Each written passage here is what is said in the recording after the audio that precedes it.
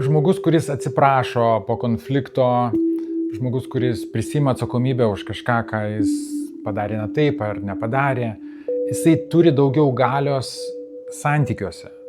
Ką aš turiu omeny galios? Tokios stiprybės galbūt.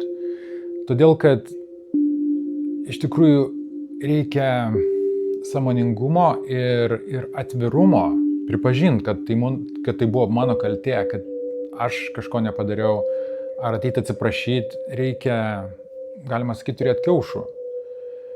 Ir kitas žmogus tada irgi pripažins, kad gal tai ne vien tik tavo kaltė, ar, ta prasme, kitas žmogus irgi prisidės prie to atsiprašymo, prie to atsivėrimo, prie to noro padaryti, kad santykiai būtų geresni, išlyginti tą disbalansą po konflikto.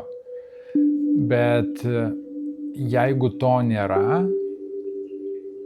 jeigu neišsakyti dalykai va čia gerklėj ir čia krūtinėj lieka, tada yra kaupiamos nuoskaudos.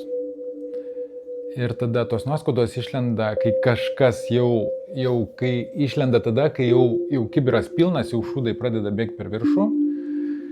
Ir tada nebūna gražu. Ir nebūna gražu į abi pusės. Ir jeigu šitie žodžiai tau skamba, kad tai yra mano santykiai, ateik į konsultaciją. Pasižiūrėsim, ką galima padaryti ir pažiūrėsim, kodėl tu esi linkusi ar linkęs kaupti nuoskaudas, o neišsakai čia ir dabar.